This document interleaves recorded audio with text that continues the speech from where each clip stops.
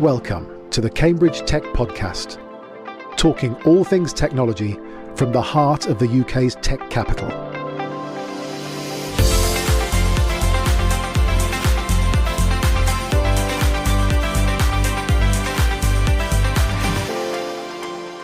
Here are your hosts, Faye Holland and James Parton. I'm Faye. And I'm James. So James, this week has all been about Cambridge Tech Week, hasn't it? It has, yeah. I think we're both a bit burnt out after an amazing week, but we'll get into that in a second, shall we? Because there has been some news. There's been stuff going on during Tech Week. Do you want to start off with the coverage that Tech Week has got? Yeah, well, so at the end of last week, the BBC came and filmed during the week, organised by my team, actually, and they did a phenomenal piece of coverage. Usually on the, when you get in some broadcast coverage, you're generally talking about seconds. You might get a minute and a half, that's about it. But we ended up with this really big feature on the back of the Trump visit, and we'll come on and talk about that in the news in a moment. But that was really good because it's this constant drumbeat of getting Cambridge and the phenomenal work that's done here out to a broader audience. So getting on the BBC is kind of cool. Yeah, no, for sure. I mean, we talk a lot, don't we, about the need to find, role models for the next generation. So the more exposure that this kind of thing gets on mainstream media, the better, really. So that's fabulous. And, the other thing is as you would expect, it was talking to the funders. We talked to Mark Slack on there. Who else? Cambridge Angels was showcased. 3 of the startups was showcased. All of that kind of stuff. But there was also Tech Futures. So I know you're going to talk about, in your update, you're going to talk about the bit you were involved in. But there was also, I think, about 120 kids, young people over in the main bit of the programme, and they were also featured in there. So there's a couple of them talking about how it's opened their eyes to, a future job in technology. One was saying, hey, maybe I could do a startup or work in a startup. So that's the really important stuff as well, inspiring that next generation. Yeah, for sure. Yeah.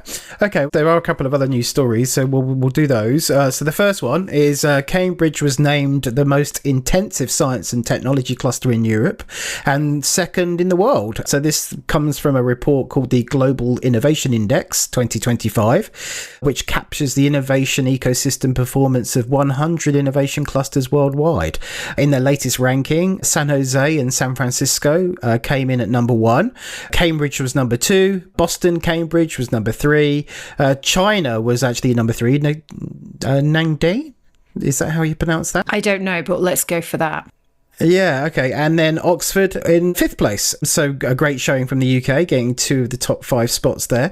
And relative to population, globally, Cambridge ranks number 1 in peer-reviewed scientific publications, number 2 in venture capital deals. Obviously, we talk a lot about that on this podcast.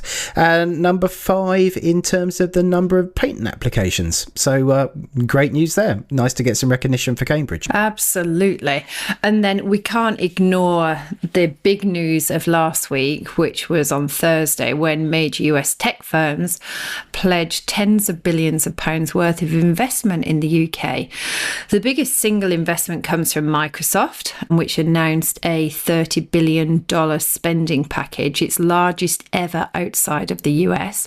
And it's part of this overall $31 billion agreement dubbed the Tech Prosperity Deal between the UK government and several US tech giants as part of President Donald Trump's second state visit to the UK.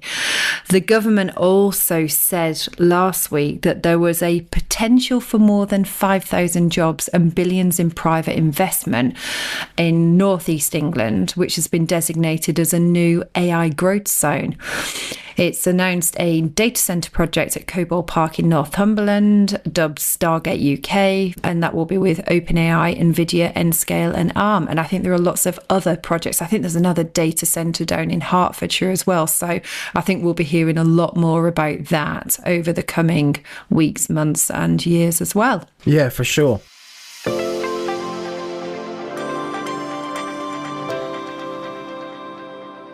Okay, so let's talk now then about Tech Week. I'm not sure how we're going to do this because there's so much to get through, but we're going to go for it, aren't we? So should we do it day by day? We started on Monday at the Bradfield. We obviously saw each other there. What were your impressions of day one? So I missed the morning session, so you should talk about the morning session. And I just rocked up pretty much for lunchtime for the networking, as you would possibly expect with me.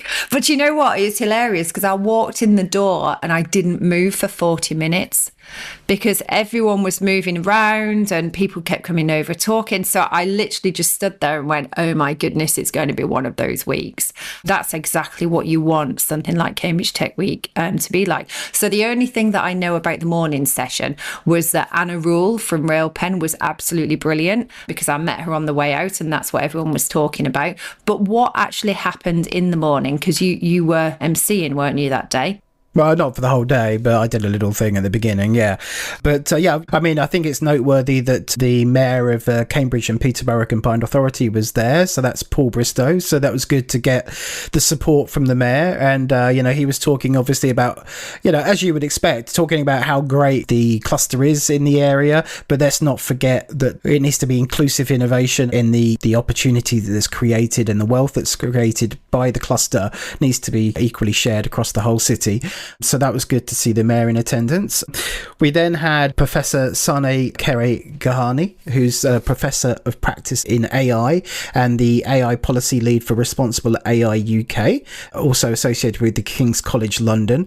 She had an interesting case study of Albania using AI for government procurement to reduce corruption. They've even given the AI a ministerial title, which was kind of interesting.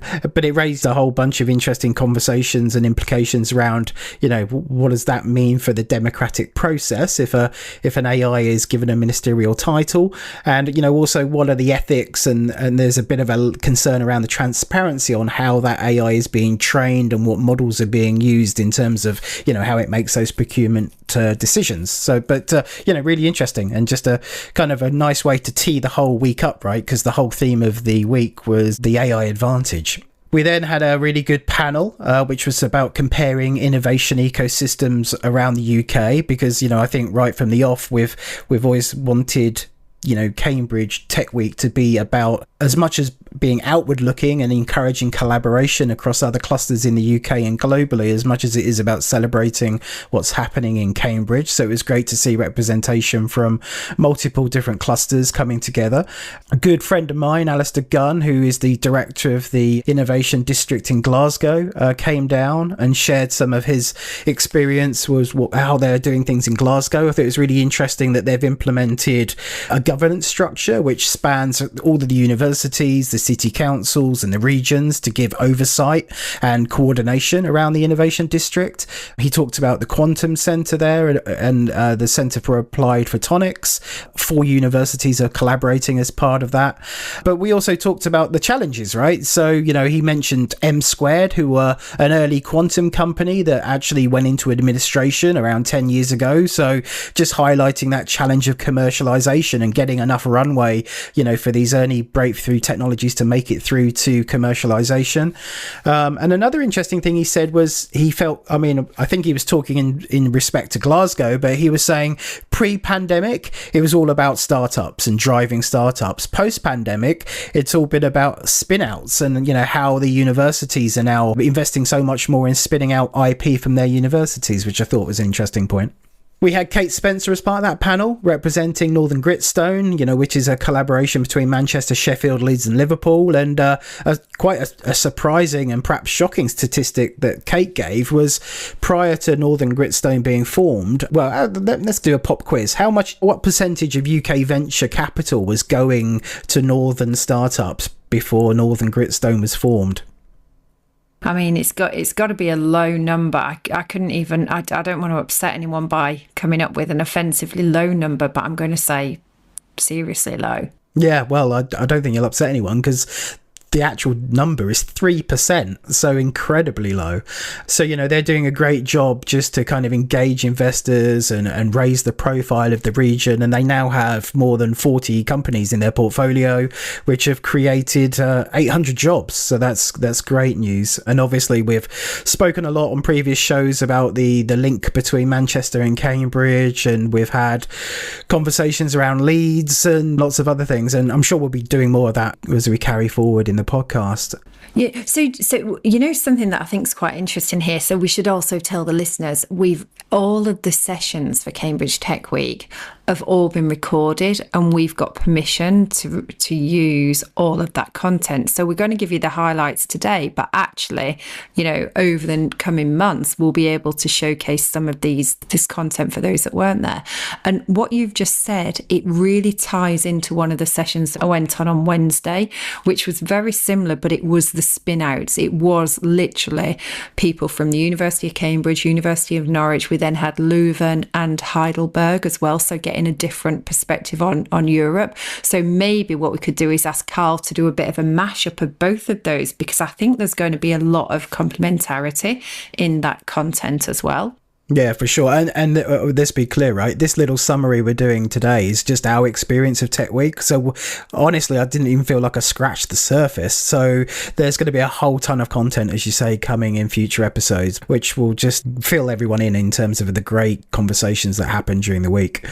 Then we had an AI ecosystem panel, and really the highlight of that panel, I think, was some of the stuff that Jess from AI at CAM was saying, and the wheels are in motion to get AI at CAM onto the podcast, so stay tuned for that. But it was interesting, right? Because Jess was saying that we just haven't seen enough progress in terms of delivering public value from AI.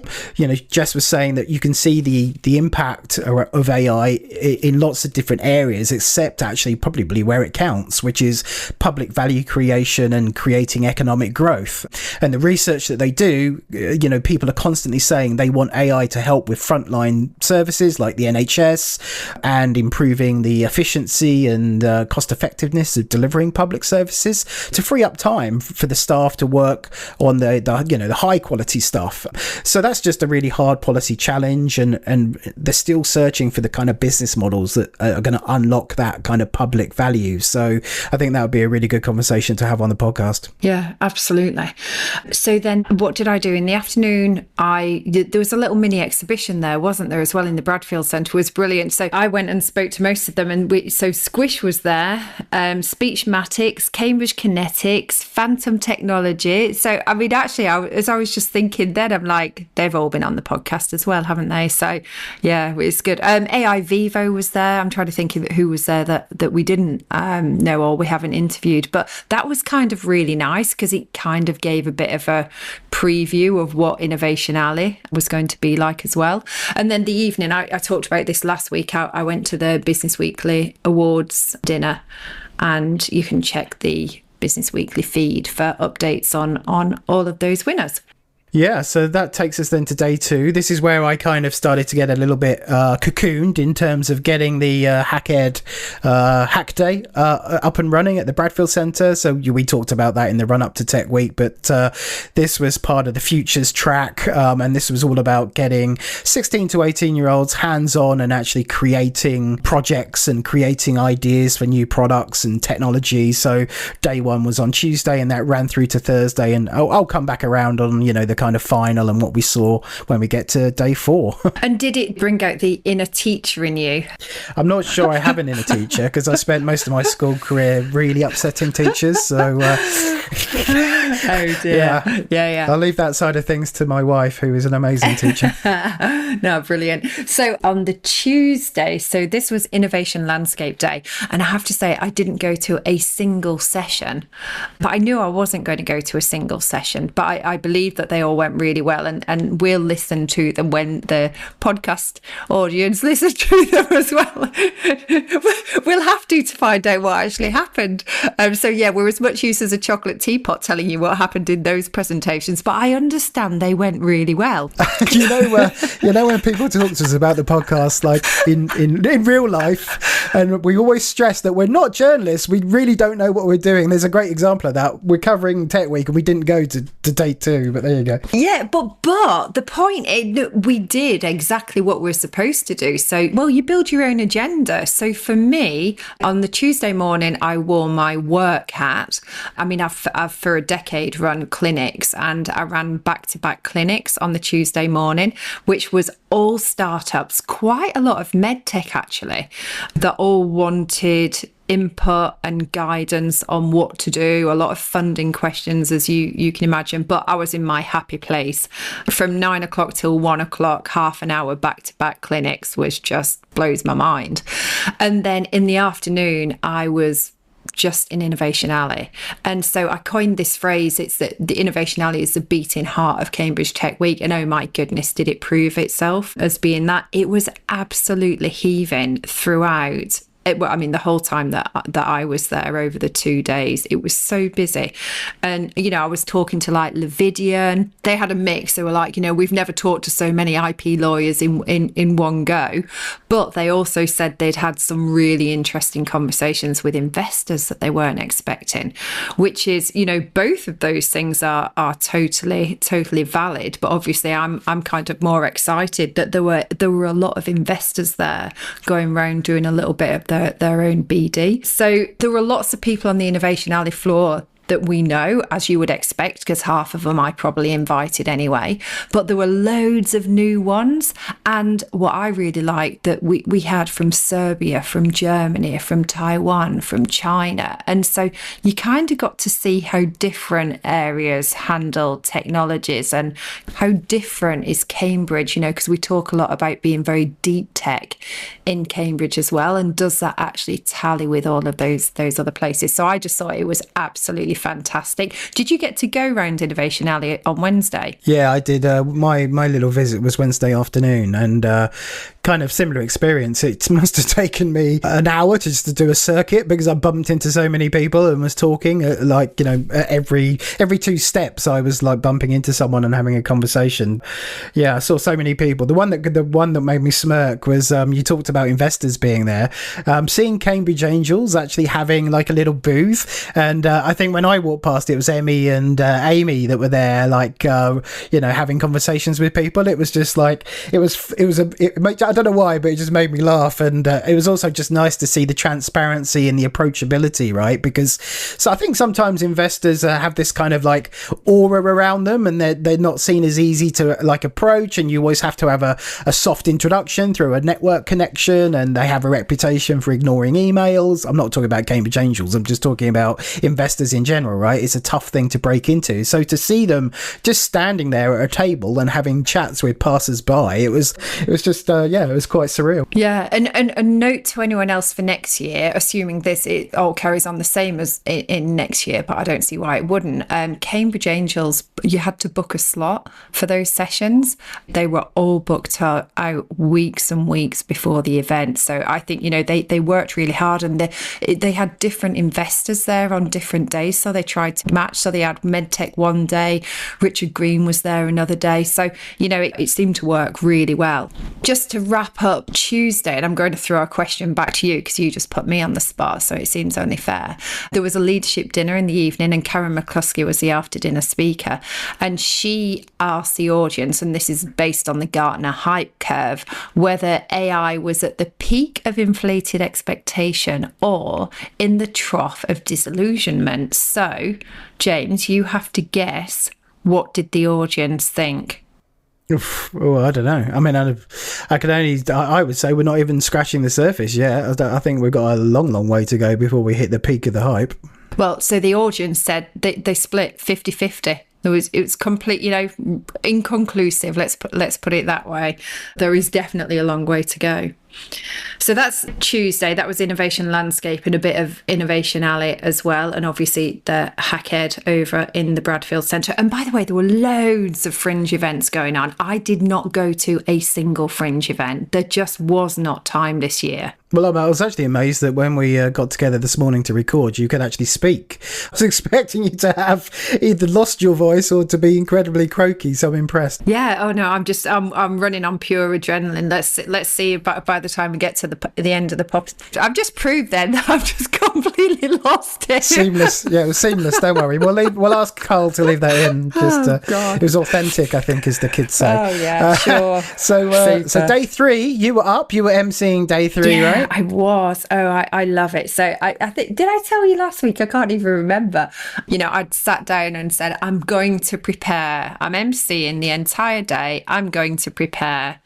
And I didn't. So it was terrible, but it was brilliant because the awards dinner on Monday evening, there was really good content from that. So I'm like, I'm just going to talk about that. That was kind of my intro. I talked about Gonçalo de Vasconcelos, who won the deal of the year for renewal, and as he took the prize, he said to the first 2 companies, Anthrotech and Wave Photonics, who were Startup and Young Company of the Year, he said, don't make the mistakes I made. And it made me think about Mark Slack going, if I did it again, I would not do it the same way. And so for me, the whole day on Wednesday was about people sharing their journeys and giving insights and really helping to understand. So to be honest, the emceeing bit of it was super easy because the content was just brilliant on Wednesday. So it could literally just flow.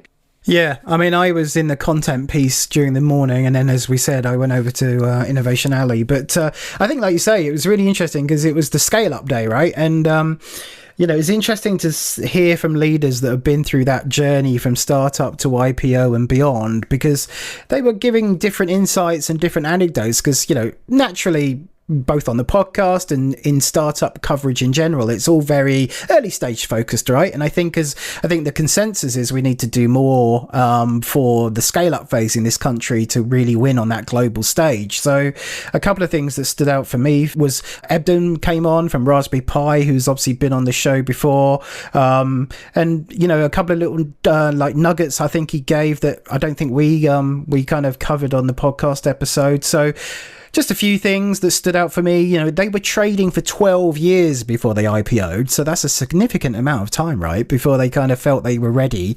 And they talked about having like an aborted attempt at an IPO around the COVID kind of time. And then the actual advantage of that was like the learning they went through that first attempt. And they could then apply that learning to the second time around. Writing the prospectus and just how that really sharpened the proposition in Ebden's mind as he was doing the kind of road shows and building the relationships with the institutional investors.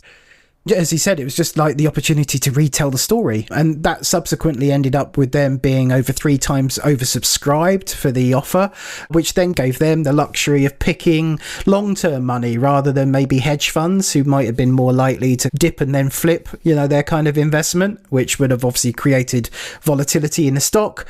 So I thought that was really insightful. He talked about getting your board in place early rather than say appointing an IPO ready chair just 3 months out. So I thought that was really interesting. Building that investor confidence, and the board can get then really well versed in the business and the narrative. And, he said things like, don't scrimp on your legal advisors and your legal firm, and do the legwork with relationships with American capital. So when you do come to that IPO, you've got that kind of international money flowing in. So I thought that was really, really interesting. Yeah, it's great. And actually, Evan's podcast is still one of the most popular podcasts. I think because it's Raspberry Pi and it's a brand that people know. And he was very open about the fact that he loves it, that every time it's interim results or results, he can get back out there and tell the story again and help others to learn from that journey. I mean, he referred to the IPO as being an extreme sport, which I thought was really quite funny. But yeah, I mean, it's always great. And Michael Finlay, who interviewed him, actually, he'd be a really great person to get on here, to talk about how companies should approach doing IPOs as well. It'd be great to get him on board if we can.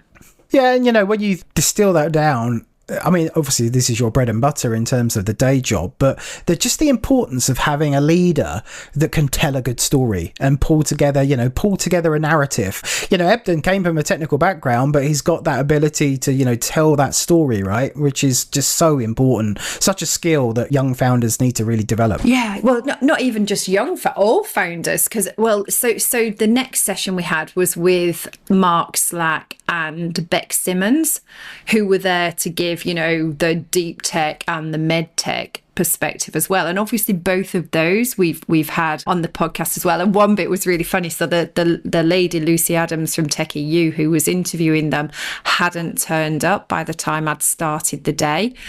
And so we're like, oh crikey, that means I'm going to have to interview them. So I've got them all on my notes here. I was writing over my chair notes, right? What are the questions? And I could remember some of the things that obviously we'd talked about in the podcast.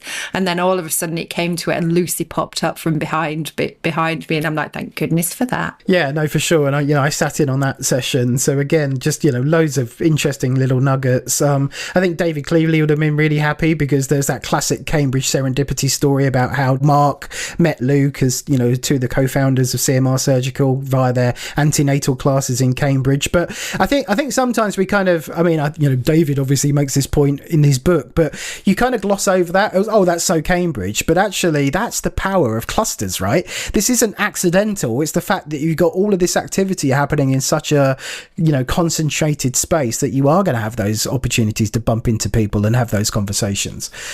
I think, and you touched on this, Mark sharing the fact that, Hezra is reflecting back on his journey, just that self-awareness of your own skill sets and knowing where you've got gaps in your organisation. Beck brought to bear her ability as she's always very humble about this, right? But it's her superpower is just getting stuff done in organisations, right? Being a people person, which is so important. So, there's a lot of interesting conversation around that. As you said, Mark said if he did it all over again, he would get a business coach much earlier than he did first time around, because he came from a medical background, didn't really have a commercial or marketing business background. So he talked about that and being self-aware of your own strengths and weaknesses. And he also talked about, as CMR Surgical is scaling and going international, selling into multiple countries, just it's, I guess you could sense the frustration that still, like, the NHS is the hardest market that they are trying to sell into, and it really shouldn't be, should it? The UK government should be there to really enable UK businesses to flourish. So there's a lot of work to be done there. And Beck also kind of talked about that, although she did say that on the quantum side of things, because obviously from a River Lane experience, she gave credit that the government quantum funding has been there for over 15 years, and that's been really great to start the quantum industry in the UK.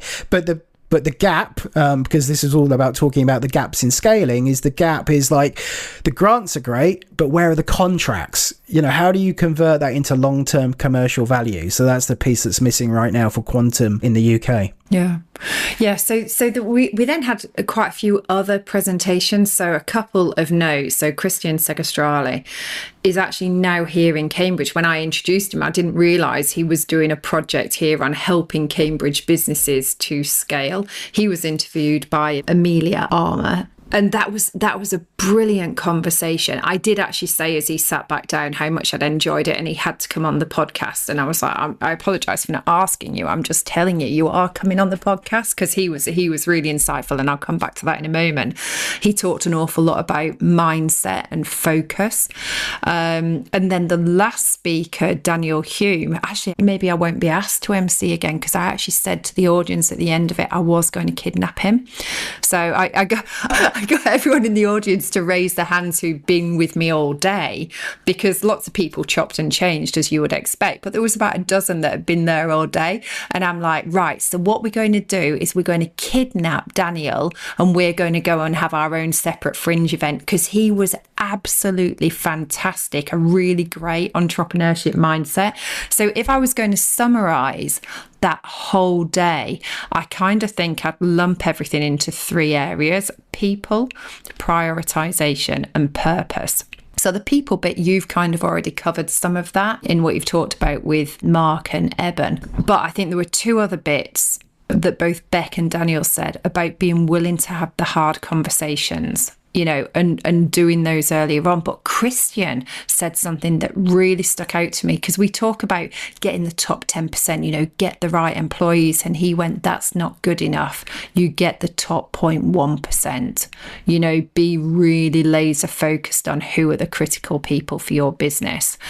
On prioritization, it's about that maintaining vision. Don't deviate. Be so narrow focused. And we see it all the time when it's like, we have this solution, but you could also use it here, and you can also use it here, and you can maybe do it there. That isn't going to help anything. It isn't going to help you drive new clients or anything. So that absolute focus on your vision.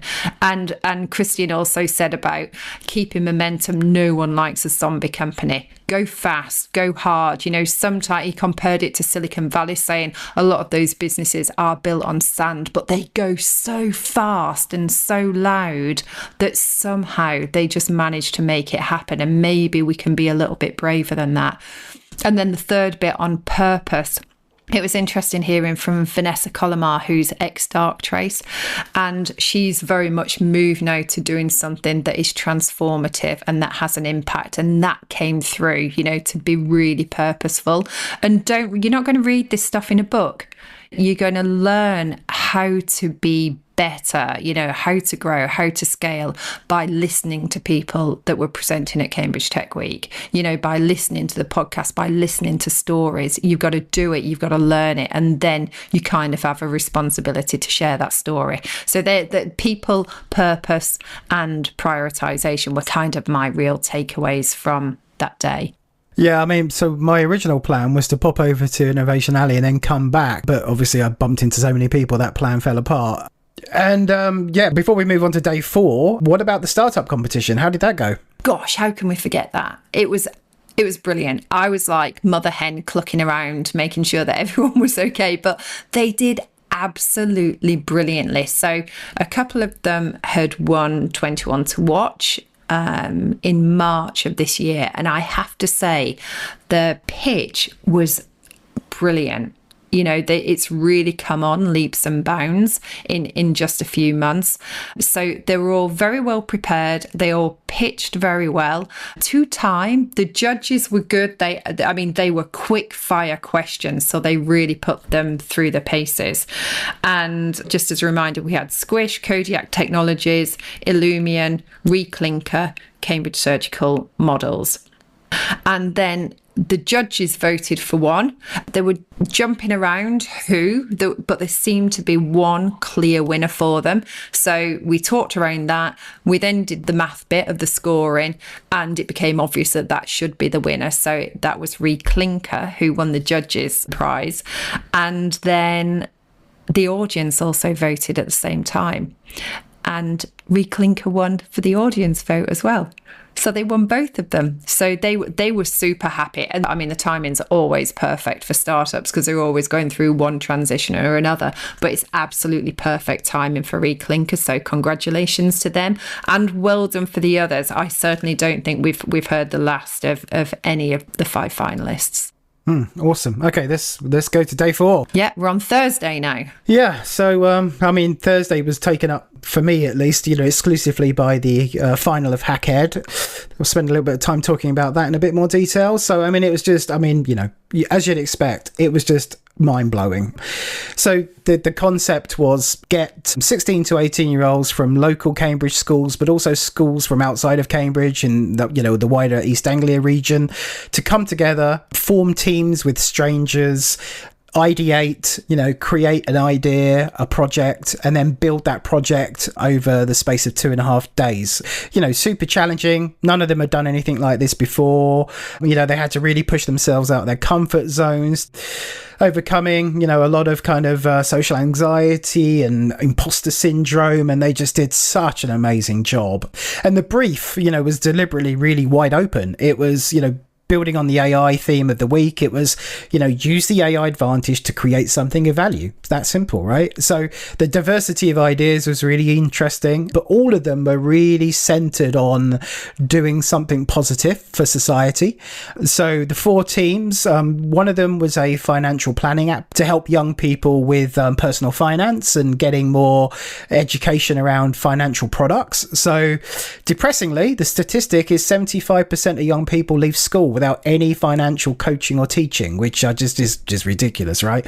So, there's clearly a need for ideas like their app to step in and help fill that gap.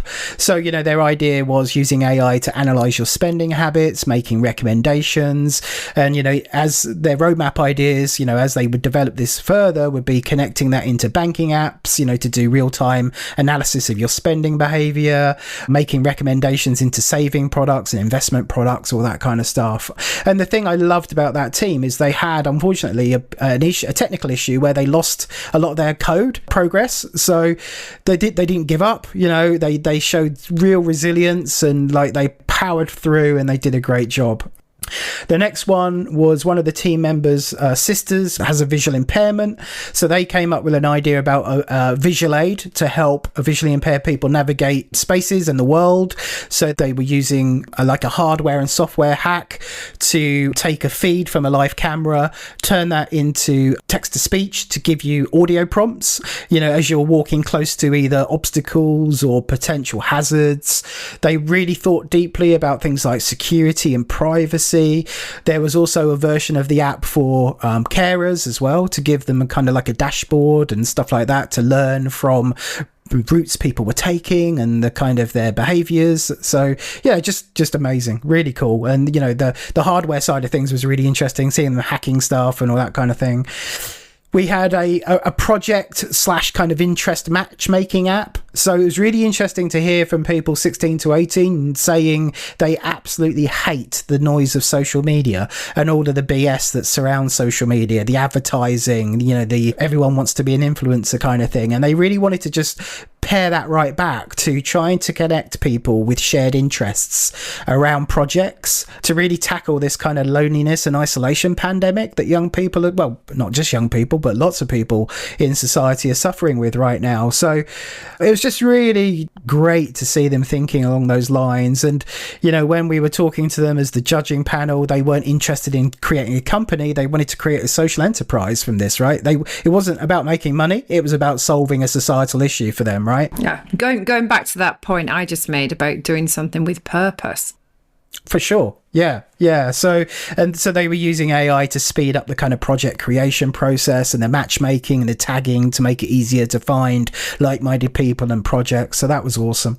And then the last one was, again, a real problem that maybe people without school-aged children are kind of oblivious to. But there's hundreds, thousands of lost hours in school from students not feeling comfortable due to social anxiety, not attending school, right? Because they're struggling. The school environment doesn't work for them. So they created an AI-driven education platform to help students catch up with missed talks, seminars, teaching sessions, so they could get materials online, with like flashcards and various different tools to help their learning. The thing I found really interesting about that, at no point were they ever thinking about that the technology or the AI would actually replace the teacher or the school. This wasn't an alternative to going to school. This was a tool to build your confidence to get you back into school. And I thought that was really, really, really interesting. So yeah, just like mind-blowing really. And the 2 winners, we did say that it felt a bit uncomfortable picking winners because they were all awesome. They did all learn something from the experience, and they've learnt new skills, they've made new friends, it was amazing. But the 2 winners, the runner-up was the visually impaired app called Wayfinder, and then the winner was the education platform called Clarity. But they were Every team was amazing, and it was such a great event. And so the other thing, sorry, I know I'm taking up loads of time with this, but obviously you can tell it got me fired up. It was just how supportive the teams were of each other. It wasn't like a competition. It wasn't this kind of apprentice rubbish that you see on TV with everyone at each other's throats. It was so collaborative, so supportive. It was absolutely amazing. So we're going to do it again for sure. We're going to take a lot of learnings from doing it the first time, but I would implore everyone listening to this to get yourself to the final the next time we do this, because it's amazing. Absolutely brilliant. And it's interesting because Joe, I don't know which team Joe was on, he presented at the gala on Thursday, and he was like, well, I'm not from the winning team. And you could tell, going back to that, social anxiety type of thing. He was like, no one else was willing to do it. So I'm willing to do it. And you know what? Everyone standing there just completely loved him, because he was talking about exactly that. He was demonstrating all those things that you've just talked about, which is wanting to do the right thing, understanding that some of it he couldn't do. He'd never coded before. And, so maybe that wasn't his forte, but he was helping a little bit on the brand stuff. And, it just brought him out of his shell. I mean, the support he had in that room was absolutely outstanding. It was really nice. But that's an important point to make, which I should have made. I know we're talking a lot about this, but I think it's worthwhile. It isn't just about the coding. It isn't just about the technical side of the thing. So if you are a teacher, or you're in education, or people that might want to participate in these things, it's not just for the technical people, right? There's the marketing side of it. There's the sales side of it. Someone needs to stand up and pitch, right? There's the user interface design and the graphic side of things. There's the branding side of things. This isn't just about the coding. There's so many opportunities for learning new skills and collaborating with other people, and everyone's got something of value to bring. So there's something there for everyone. Yeah. Well, I think you've found a new little passion there, James, haven't you, doing this? I mean, it is. It's like the work with Form the Future or Cambridge Science Centre. The more you get involved in doing it, the more you actually realise that's the point of what we're doing. And if we can all pay back a little bit by being an ambassador for one of those organizations or helping with these hackathons, then absolutely we should be doing that. So Thursday for me I was at the tech deep dives all day. They were really well attended. I also went to the big tech debate, but I kept getting pulled in and out for different reasons. So I kind of lost the flow of that conversation. But that was all about AI and how much it's disrupting the creative industry. And then the week in Cambridge rounded off with the gala, where I have to say my social tank definitely ran empty. I had to leave at some point because I could do no more. But I think my feedback is it was an outstanding week. I think the feedback has been brilliant. From sponsors, from delegates, looking at what's going on social media and the comments that are going on there. And it's a big event, for a team of 10 people to put on this large scale event. Serious kudos to the Cambridge Wireless team, for doing this, as well as the day job in essence. So the Steerco put a lot of direction in there, the team, the ambassadors, the sponsors, exhibitors, partners, people like us that are constantly evangelizing for these types of activities. I think it was a really, really good week. And it was interesting, James, because I was asked whether it should be bigger. Should we be more like London Tech Week? And I kind of had this violent reaction to it going, no, London Tech Week is what it is. It's supposed to be big. It's in the capital of the UK. But Cambridge, let's keep our uniqueness. Let's keep that ecosystem, the way you can connect people and you can help people to grow. So yeah, I thoroughly enjoyed it. I'm kind of glad it won't be happening again for another year.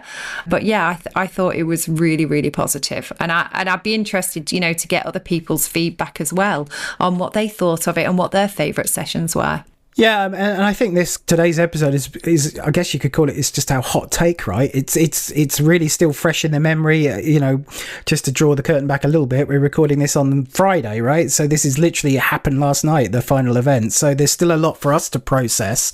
I think the big takeaway for me, it's just like, as we said in the run up to this, is like, what we just experienced compared to what it was like just 2 years ago. Yeah. I mean, it's just night and day, isn't it? Yeah. Absolute. I mean, and I genuinely, like I said, I just feel like I scratched the surface. I mean, obviously I had some commitments of things I had to be in, but you know, even if I was at everything, you couldn't have done everything. It was so much going on, which is just amazing, really. And I think it's great that, you know, over the next weeks we'll start to share some of those recordings and some of that content, just so you can hear for yourselves, you know, the kind of quality conversations that were happening. But yeah, wow, what a week. What a week. And next week's episode, you caught up with Shy, didn't you? I did, yeah. So next week, yeah, we kind of cover everything. Shy's got such an amazing contribution to entrepreneurship in Cambridge, but also from a UK perspective. So yeah, we go through everything. We go through his whole career. We spend a lot of time talking about Judge Business School and how the Entrepreneurship Centre was set up at Judge, and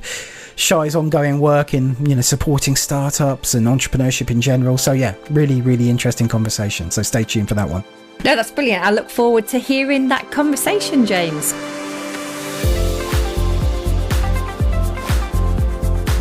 Today's show was produced by Carl Homer of Cambridge TV and supported by our media partner, Business Weekly. The Cambridge Tech Podcast is available on all major podcast platforms and on cambridgetechpodcast.com. If you've enjoyed this podcast, please give it a 5-star review. It'll really help others discover the show.